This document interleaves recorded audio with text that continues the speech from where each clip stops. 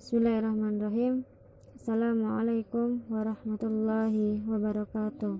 Alhamdulillahilladzi hadana li hada linahtadiya an hadanallah. Asyhadu an la ilaha illallah wa asyhadu anna Muhammadan abduhu wa rasuluhu la nabiyya ba'da. Allahumma shalli ala sayyidina Muhammad wa ala ali sayyidina Muhammad, amma ba'du. Di sini saya Indah Hambasari, NIM belakang 002, ingin menyampaikan bagaimana mengontrol emosi dalam mendidik anak.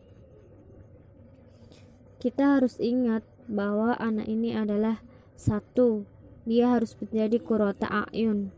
Yang kedua, ia anugerah Allah. Yang ketiga, dia titipan Allah. Yang keempat, pujian dari Allah. Yang kelima, bahkan bisa menjadi musuh kita.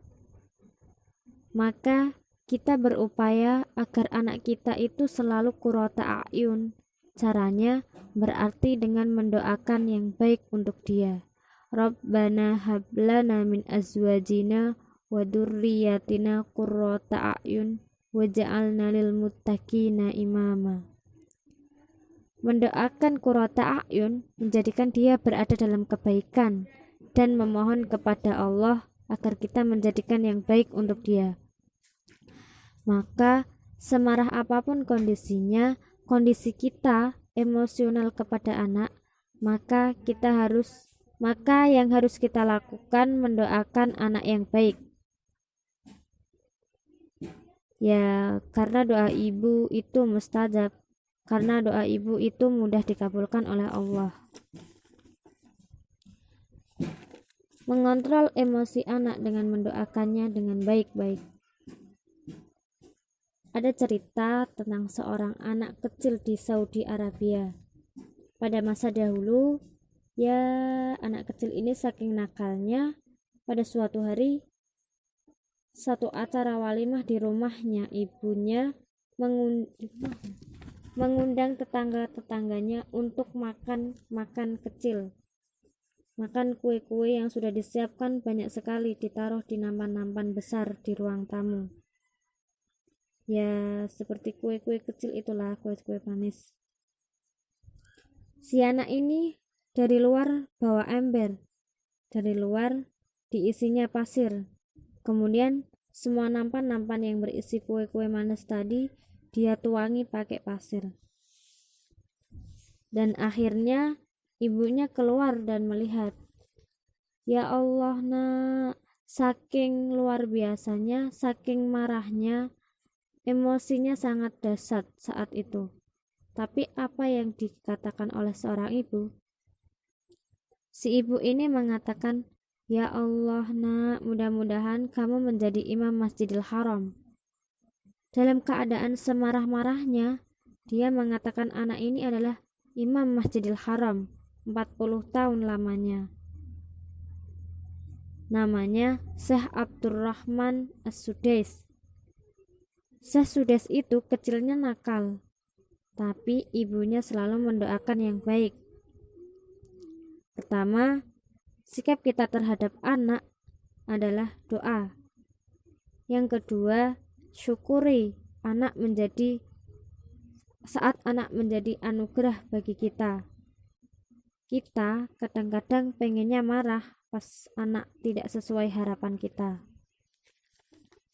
Tapi pas anak menyenangkan kita tidak mengungkapkan, kita tidak mengatakan rasa syukur itu kepadanya, tidak beralhamdulillah kepada Allah dan menyampaikan cinta kita kepada anak.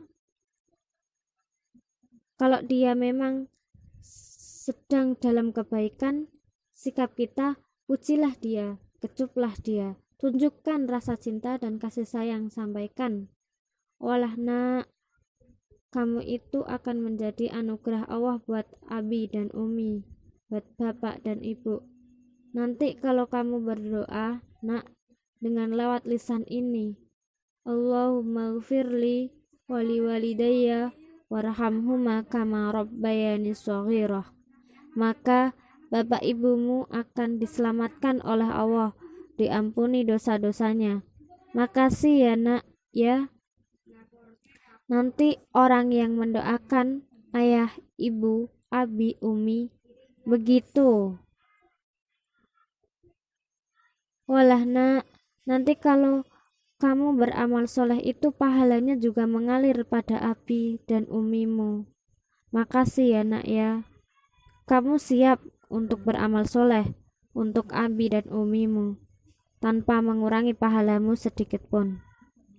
Mengungkapkan syukur yang kedua, kalau kita terbiasa mengucapkan syukur itu kepada anak, pas marah-marahnya insya Allah jadi tidak bisa marah. Yang kedua, ketika kita diamanahkan, kita dijaga dengan baik. Salah satu cara menjaga tidak tadi ada prinsip di dalam marah ketika emosi kepada anak. Orang itu kalau menghukum tidak ada penjelasan, tidak akan baik. Maka kadang-kadang anak itu diajak pergi, tidak ditawari. Ikut gak nak? Ya ditawari, langsung diajak. Begitu dia di dalam acara, merengkek-rengkek, mengajak, menangis, mengajak pulang, dimarahi. Bikin onar, rame, dimarahi. Padahal gak ada penjelasan apapun sebelum dia ikut. Dia ikut uang dia tidak karena keinginannya. Maka kesimpulan anak tersebut ya seperti itu. Kemudian dia dimarahi. Kesimpulannya cuma satu, ibuku galak. Tapi coba bandingkan dengan anak yang ini. Ada pengajiannya di Osaka. Acaranya dari pagi sampai sore. Kamu mau ikut? 6 jam loh acaranya. Nah, kalau ikut nanti 6 jam sebelum acara selesai gak boleh ngajak pulang. Oke? Ya. Terus nanti di sana ada banyak kabel listrik, kamera, tamu lain duduk rapi mendengarkan acara. Kalau kamu nanti lari-lari mengganggu tamu lain, berbahaya, bisa nabrak proyektor, nabrak kamera, nabrak kabel, kesandung. Maka nanti di sana harus tenang ya, tidak boleh loncat-loncatan, gak boleh lari-larian, kecuali di tempat yang disediakan oleh panitia. Oke? Oke. Berarti sudah ngerti. Ajaklah kalau ini dia melanggar, baru ibu boleh marah. Karena kalau ibu marah dalam menjelaskan itu, maka anak kita berkesimpulan, oh, aku memang salah. Aku dimarahi tidak sesuai dengan apa yang tadi aku sepakati kepada ibu. Maka aku layak dimarahi. It's okay aku dimarahi. Aku gak akan balas marah kepada ibu. Itu pelajaran anak. Tapi kalau tadi gak ngerti apa-apa, diajak gak ngerti apa-apa, dimarahi, ternyata di acara lama gak ada pesan apa-apa, tiba-tiba dia lari, dimarahi, gitu ya. Maka yang terjadi, anak akan dendam karena akan merasa diperlakukan tidak adil dan anak akan merasa dizolimi, sehingga tidak baik bagi pelajaran buat anak. Itu bedanya jauh, padahal soal briefing atau enggak itu sudah terkendali tersendiri.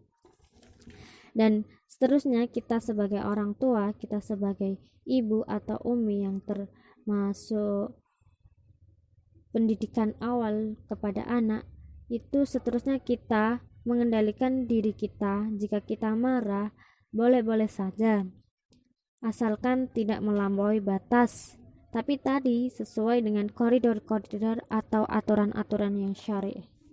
Terima kasih. Wassalamualaikum warahmatullahi wabarakatuh.